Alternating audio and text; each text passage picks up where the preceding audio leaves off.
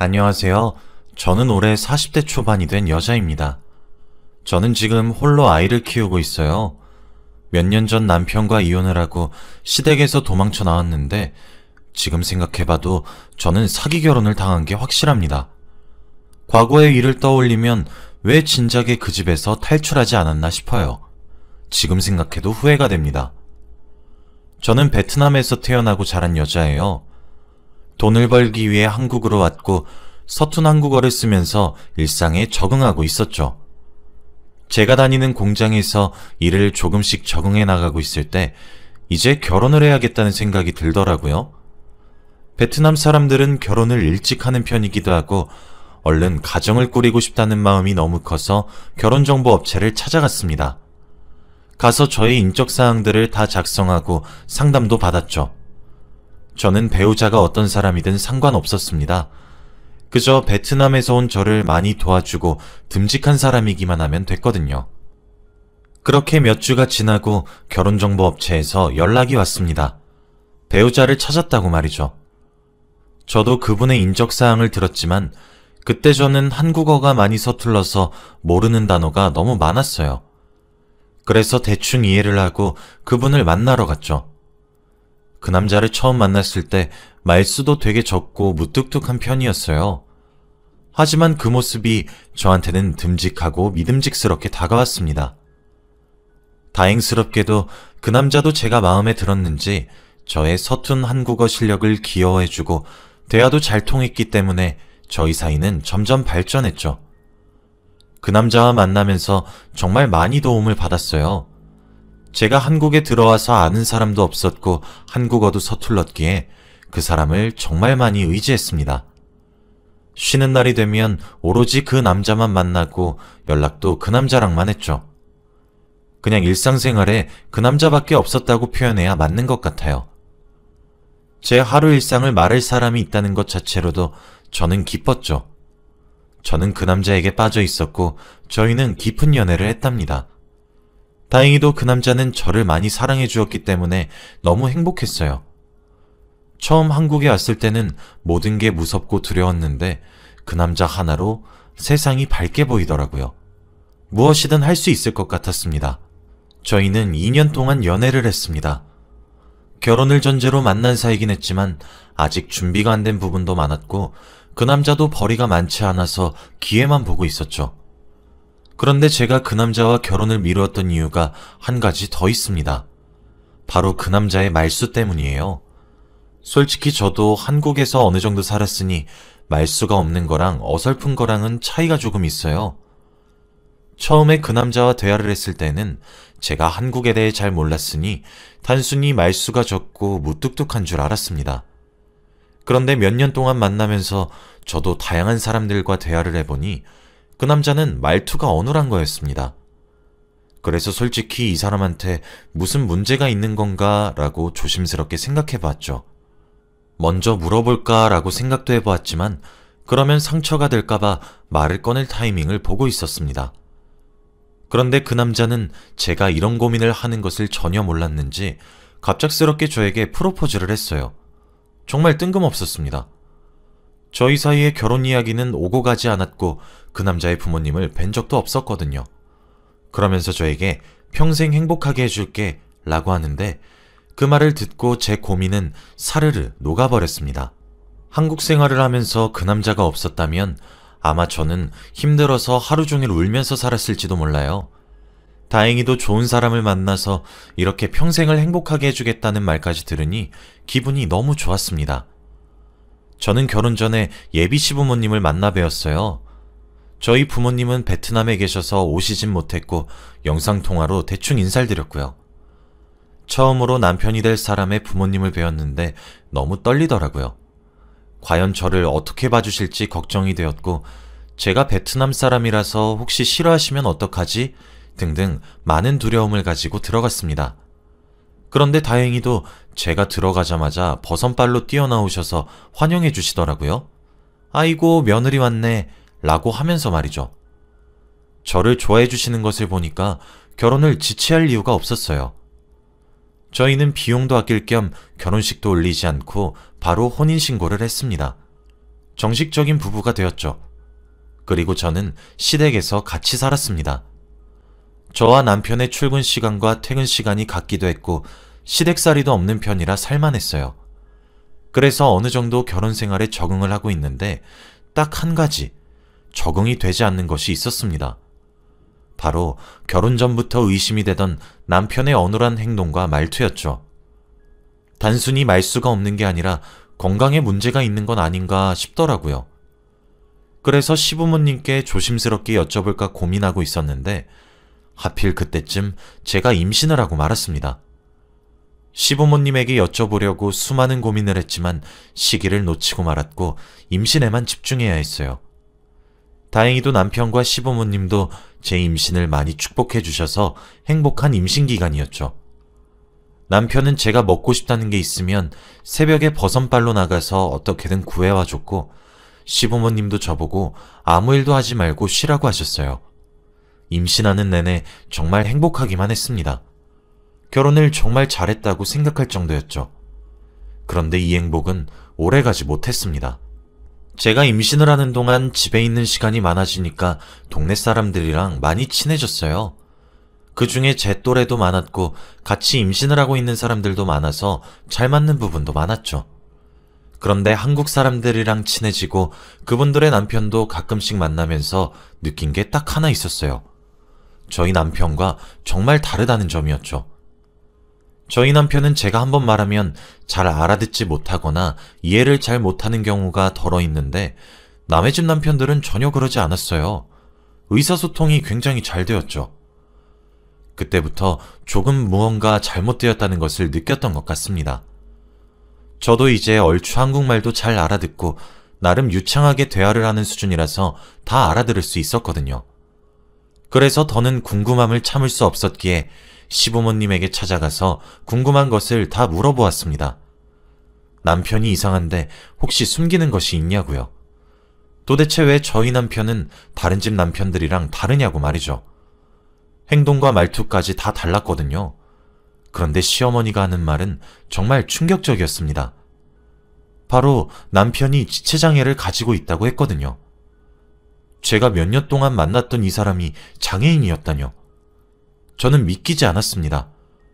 저희 남편과 시부모님은 저에게 단 한마디도 하신 적이 없어요. 그런데 이제서야 임신까지 한 저에게 이 사실을 말하니까 억장이 무너지더라고요. 이건 사기 결혼이잖아요. 처음 남편을 만난 게 결혼정보업체를 통해서 만났잖아요. 그런데 시부모님은 남편의 지체장애를 알리지 않았대요. 너무 심하지도 않고 일반인과 같이 생활할 수 있는 수준이니까 상관없다고 하면서요. 저는 어떻게 해야 될지 모르겠었습니다. 그런데 거기다 대고 시어머니가 하시는 말씀이 더 충격적이었어요. 멀쩡하면 너 같은 거랑 왜 우리 아들을 결혼시켰겠니? 너네 나라로 보내버린다 라고 하셨죠. 그 말을 듣고 저는 망연자실했고 눈물밖에 나오지 않았습니다. 장애인이라고 남편이 싫어진 게 아니었어요.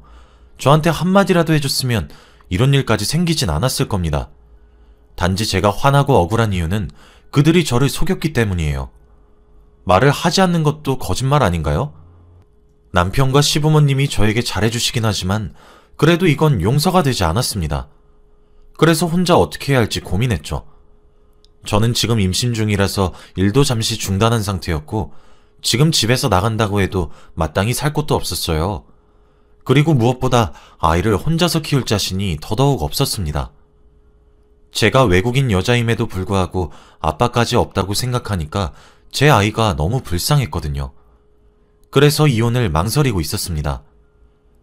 퇴근하고 집에 돌아온 남편의 얼굴을 보니까 화가 더 나더라고요. 그래서 며칠 동안 남편과 시부모님을 무시했어요. 제가 처음에 말을 전혀 하지 않고 차갑게 대하니까 남편은 당황스러워하는 것 같았는데 시부모님에게 이야기를 듣고 이해하는 눈치더라고요. 남편과 시부모님은 끝까지 저에게 사과 한마디 없으셨고 집안은 차가운 공기만 감쌌죠. 그리고 저는 제 고민을 자주 만났던 같은 임산부 친구에게 털어놓았습니다. 이런 일이 있었고 앞으로 나는 어떻게 해야 하냐고 말이죠. 그런데 친구는 화를 불같이 내면서 당장 그 집에서 나가라고 하더라고요. 그 사람들은 너를 속이고 사기 결혼을 시킨 나쁜 사람들이라고 하면서 말이죠. 그 집에서 살게 될 네 자식은 어떨 것 같냐고 하면서요. 저는 그때 결심했습니다. 아이를 위해서 나가는 게 맞다는 것을요. 처음에는 아이를 위해서라도 그 집에 있어야 한다고 생각했지만 이런 집안이라면 제 아이한테 어떻게 행동할지 뻔히 보였습니다. 그래서 저는 집을 나가려고 했어요. 집을 나가기 위해 새벽에 짐을 몰래 싸고 있었습니다. 그런데 며칠 동안 말 한마디 나누지 않았던 남편이 저를 붙잡더라고요. 그러면서 하는 말이 더 어처구니 없었습니다. 내가 미안해. 우린 너 없으면 안 돼. 라고 하면서 말이죠. 눈에 눈물이 맺힌 채로 저에게 싹싹 비는데 차마 그 손길까지 뿌리치지 못하겠더라고요. 거실에서 저와 남편이 실랑이를 벌이고 있는 소리를 듣고 시부모님이 방에서 나오셔서는 갑자기 저에게 사과를 했습니다. 며칠 전까지만 해도 저를 고향으로 보내버리겠다고 화를 내셨으면서 이렇게 집을 나가려고 하니까 붙잡는 게 이상하더라고요. 그렇게 셋이서 제 손목과 발목을 붙잡고 미안하다고 이제는 숨기는 거 절대 없다고 사과하시는데 순간 마음이 약해졌습니다. 그래서 어쩔 수 없이 계속 남겠다고 했죠. 남편이 싫었다기보다는 그들의 거짓말에 상처를 받았고 사과를 받는 걸 원했던 것 같네요. 날이 밝고 저에게 조언을 해주었던 친구를 찾아가서 있었던 일을 다 말했습니다. 그런데 친구는 화를 내면서 지금이라도 나오라고 하더라고요. 바보 같았던 저는 한 번만 더 믿어보고 싶다고 했습니다. 친구도 제 선택에 결국 꼬리를 내리고 말았죠. 사실 처음에는 그날만 그렇게 간절하게 원하고 막상 제가 이 집에서 남는다고 하면 다들 예전처럼 돌아오실 줄 알았어요. 그런데 생각외로 남편과 시부모님은 저를 공주 취급해 주셨습니다. 남편은 저에게 많이 미안했는지 예전보다 저를 많이 사랑해 주었고 시부모님도 저를 예뻐해 주셨거든요. 그래서 조금씩 과거의 일을 잊혀져 가고 있었습니다. 남편이 장애이던 말던 저를 사랑해 주기만 하면 된다고 생각했거든요. 그동안 아이도 낳고 육아를 하느라 사실 정신이 없긴 했습니다. 남편은 몸이 힘들면 안 됐기에 육아를 별로 도와주지 못했어요. 남편은 자기 몸도 혼자서 가누기에도 벅찼거든요. 그래서 아이는 저 혼자 키웠다고 해도 과언이 아닐 정도입니다. 저는 이해할 수 있었고 밖에서 일을 하고 돈을 벌어오는 사람이었기에 육아까지 시키고 싶은 마음은 없었어요. 그래서 아이가 새벽에 울거나 보채면 제가 다 달랬습니다. 남편은 육아를 하는 방법을 전혀 몰랐거든요. 그런데 그날 새벽도 여느 때와 다름없이 아이가 울더라고요. 저는 잠에서 깨서 보채는 아이를 달랬습니다. 그리고 아이를 안은 채로 집 구석구석을 걸어다니면서 다시 재우려고 노력하고 있었죠. 그런데 그날 정말 충격적인 사실을 하나 알았습니다. 시부모님 방에 불이 켜져 있더라고요. 시간은 새벽이었는데 그때까지 안 주무시고 뭐 하시나 싶어서 방문 근처로 가보니 대화를 나누고 계셨습니다. 그런데 대화 내용을 듣고 저는 충격에 빠지고 말았어요. 아휴, 이혼했으면 우리 아들 평생 우리가 돌볼 뻔했네. 나이 40 넘은 장애인 아들을 어떻게 우리가 돌볼까요? 다행히 그렇게 미안하다고 사과를 하니까 며느리가 와서 아들을 돌봐주네요. 자존심 좀 굽히니까 좋다고 집으로 돌아온 며느리도 참 웃기죠? 다행이에요. 평생 아들을 케어해줄 사람이 있어서. 저는 이 말을 듣고 말문이 턱하고 막혔습니다. 시부모님은 저를 일손 취급한 거잖아요. 이혼하면 자신의 아들을 돌볼 사람이 없다며 평생 옆에서 케어해줄 사람이 필요했던 거였어요. 정말 화가 머리끝까지 솟았고 화를 주체할 수 없었습니다. 그래서 바로 방문을 열고 크게 화를 냈어요. 어머니, 아버지, 지금 뭐라고 하셨어요? 제가 문을 열고 들어가니 두 분은 당황하셔서 얼이 빠졌더군요. 저는 아이가 울던 말던 미친 듯이 화를 냈어요. 어머님, 아버님, 저 지금까지 일손 취급하신 거죠? 이혼하면 남편 돌보셔야 하니까 저한테 다 떠넘기시려고 이혼 못하게 막으신 거죠? 진짜 어떻게 그러실 수 있나요? 제가 딱 한 번만 믿어보려고 겨우 마음 다잡고 돌아왔는데 이런 생각을 하고 계셨다니. 제가 베트남에서 왔다고 호구로 보이시는 거예요? 저 이혼하겠습니다. 제 큰소리에 자고 있던 남편도 일어났고 온 가족이 모였어요. 남편은 제가 했던 말을 알고 있었는지 아무 말도 하지 않더라고요. 저를 사랑해서 잘해주었던 게 아니라 자신을 평생 간호해줄 사람을 지키기 위해 잘해주었던 겁니다. 정말 나쁜 사람이었죠. 저는 남편까지 저를 속이고 가지고 놀았다는 사실을 아니까 미치겠더라고요. 당장 해가 뜨면 법원에 가서 이혼을 하자고 했고 마지막으로 딱 한 가지만 물었습니다. 도대체 왜 숨겼냐고 말이죠. 그런데 남편은 아무런 말도 하지 않았고 미안하다고 절절매기 시작했습니다. 평생 여자는 저밖에 없다고 하는 것으로 모자라 아이를 가지고 협박했죠. 아이를 아빠 없는 애로 키우면 아이가 엄마를 얼마나 미워하겠냐고 말입니다. 저는 진심 어린 사과 한마디 하지 않는 그 가족들을 보고 얼른 탈출하고 싶었어요. 저는 싹 다 무시하고 짐을 싸기 시작했습니다. 원래라면 말릴 사람들이 이제 말릴 핑계도 없는지 가만히 보고 있더라고요.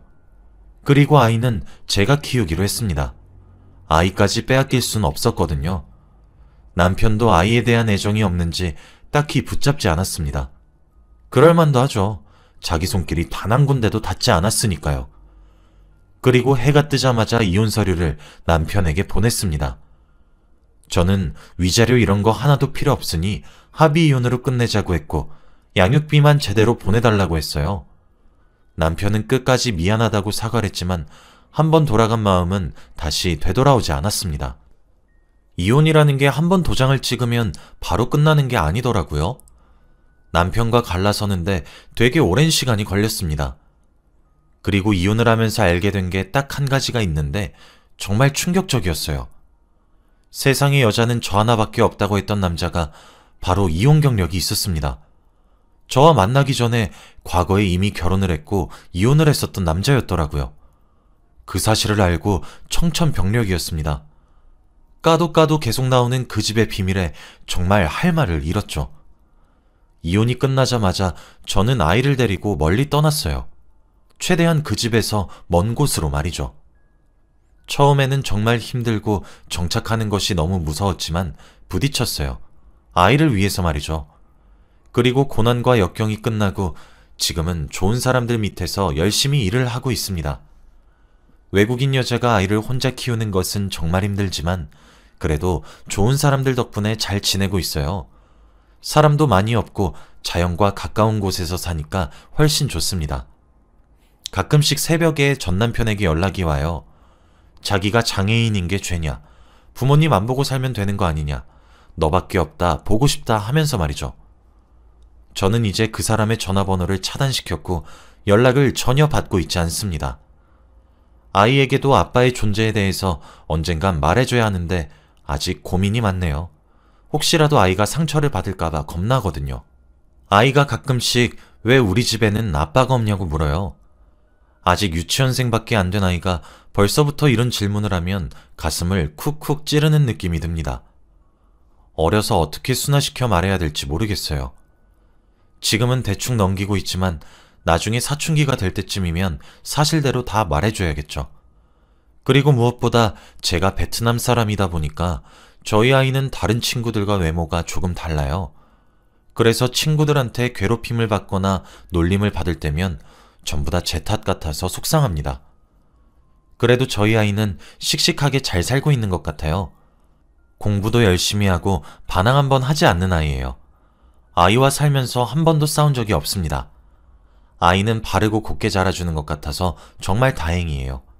요즘 아이 키우는 맛에 산다니까요. 만약 그 집에서 아직까지 살고 있었다면 또 어떤 거짓말이 나타났을지 모르겠어요. 정말 까도 계속 나오는 양파 같은 집안 때문에 몇 년을 버렸네요. 제 이야기는 여기까지입니다. 지금은 과거에 비하면 너무 행복하고 즐거워요. 저는 비록 사기 결혼을 당했지만 여러분들은 꼭 이런 일이 없었으면 좋겠습니다. 들어주셔서